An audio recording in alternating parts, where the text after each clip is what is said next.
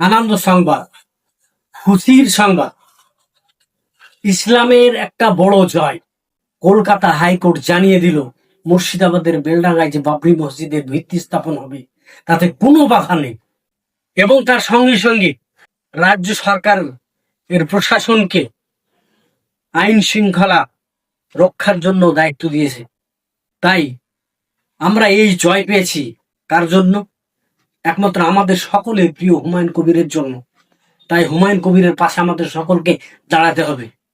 আমি একজন as a ইসলাম মুসলমান হিসাবে বলছি যে আমরা যারা ইসলাম ধর্ম বিশ্বাসী, আমরা মুসলমান, আমাদের মসজিদ হবে। তাই এই ভিডিওটিকে বেশি বেশি করে শেয়ার করে দেন, যাতে আমরা সকলেই এই বেলডাঙ্গার বাবরি মসজিদের ভিত্তি স্থাপনের কাছে আমরা সামিল হতে পারি, আমাদের সকলের প্রিয় হুমায়ুন কবিরকে সাপোর্ট দিতে পারি, তাকে সহযোগিতা করতে পারি। তাই আপনারা বেশি বেশি করে ভিডিওটিকে শেয়ার করেন এবং আমাদের সকলের প্রিয় হুমায়ুন কবির কি বলছে একটু মন দিয়ে শুনুন। শেষ পর্যন্ত বিরাট বড় জয় হলো হুমায়ুন কবিরের। মুর্শিদাবাদ বেলডাঙ্গাতে বাবরি মসজিদ তৈরিতে আপত্তি নেই কলকাতা হাইকোর্টে, যদিও আইন শৃঙ্খলা রক্ষার দায়িত্ব দিল রাজ্যকে। শুক্রবার কলকাতা হাইকোর্টের ভারপ্রাপ্ত প্রধান বিচারপতি সুজয় পাল এবং বিচারপতি পার্থ সারথী সেনের ডিভিশন বেঞ্চ জানিয়ে দিল এই বিষয়ে আদালত হস্তক্ষেপ করবে না। মুর্শিদাবাদের বাবরি মসজিদ নিয়ে মামলায় হস্তক্ষেপই করল না আদালত। ডিভিশন বেঞ্চ জানান এই বিষয়ে শান্তি বজায় রাখার দায়িত্ব নিতে হবে রাজ্যকেই। আগামীকালকেই মুর্শিদাবাদের বেলডাঙ্গা 2 নম্বর ব্লকের রেজিনগরের ছেতিয়ানি এলাকায় বাবরি মসজিদের ভিত স্থাপন হবে বলে জানান বিধায়ক হুমায়ুন কবির।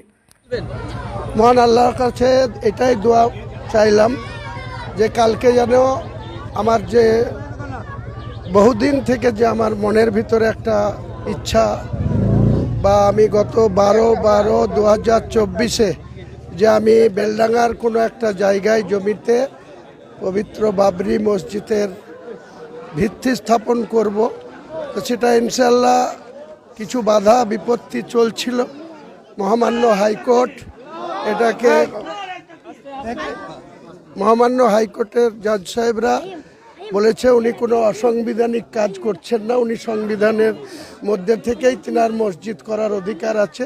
কাজেই মুর্শিদাবাদের পুলিশ সুপারকে কোর্ট বলেছে যে যাতে শান্তিপূর্ণভাবে এই অনুষ্ঠান হতে পারে তার জন্য সহযোগিতা করতে। আমি মহান আল্লাহর কাছে আরেকবার দোয়া চাইলাম যেন কালকে শান্তিপূর্ণভাবে এই ভিত্তি স্থাপন। শত বাধা উপেক্ষা করে আপনি আপনার কাজে এগিয়ে যাচ্ছেন, এত বাধা।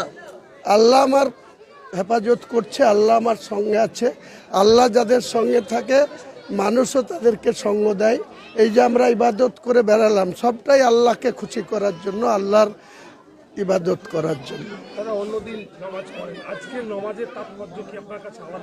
আলাদা কিছু নেই। শুক্রবার জুম্মার যেখানেই থাকি চেষ্টা করি নামাজ পড়ার। সব দিন হয়তো হয়ে ওঠে না, কোনো বিশেষ কাজে কোনো জায়গায় রাস্তায় থাকলে আটকে থাকলে সেটা আলাদা কথা, কিন্তু নামাজ আমাদের প্রত্যেক মুসলমানের পড়া উচিত, বা মুসলমান 5 ওয়াক্ত নামাজ পড়াটা তাদের পক্ষে ফরজ বা তাদের নির্দেশ আছে কোরআনে। তাই কোরআন যাতে মানে। আর আগামীকাল আরেকটা আমাদের কোরআনের কালকে 6 ডিসেম্বর যে কোরআন তেলাওয়াত হবে তার আরেকটা বিশেষ তাৎপর্য আছে। সেটা হচ্ছে যে কোরআনের বয়স হচ্ছে আগামীকাল 1450 বছর। 1450 বছর কোরআনের বয়স পূর্ণ হচ্ছে। সেই দিক দিয়ে 6 ডিসেম্বরটা অত্যন্ত মুসলমানদের জন্য, ইসলামের জন্য পবিত্র কোরআনের 1450 বছর পূর্ণ হচ্ছে, সেটাও একটা তাৎপর্য ছিল।